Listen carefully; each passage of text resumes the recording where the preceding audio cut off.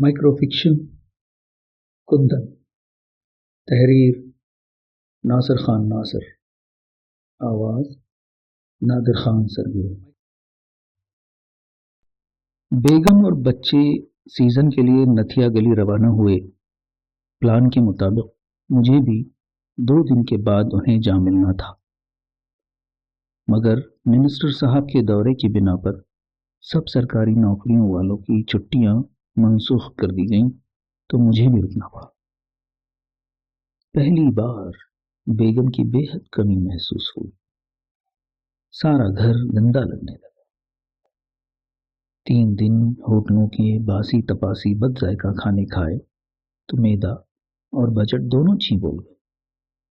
کسی نوکر کی تلاش شروع ہوئی جو گھر کی صفائی ستھرائی کے ساتھ ساتھ کھانا بھی بنا سکے۔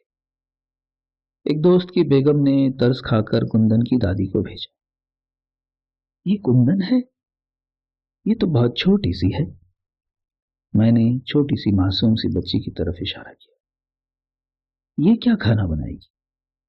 اس کی تو ابھی خود گڑیوں سے کھیلنے کی عمر ہے۔ نا صاحب جی، کندن بڑی ہوشیار ہے۔ قد چھوٹا ہے اس لیے کم عمر لگتی ہے۔ میں نے خود اسے سارا کچھ سکھا دیتا ہے۔ بوڑھی دادی کا سر بےتاج ہلتا تھا۔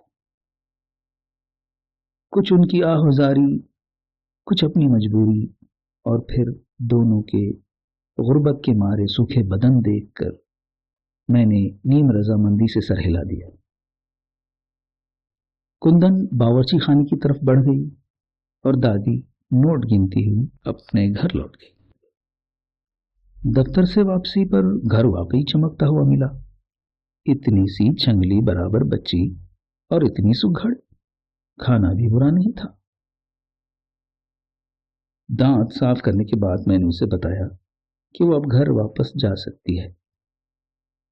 وہ بے نیاز کھڑی برتن دھوتی رہی۔ میں کتاب لے کر اپنے کمرے میں آ گیا۔ دروازہ کھلنے اور بند ہونے کی آواز سے میں سمجھ گیا کہ کندن جا چکی ہے۔ میں دلچسپ کتاب میں غرق ہو کر رہ گیا۔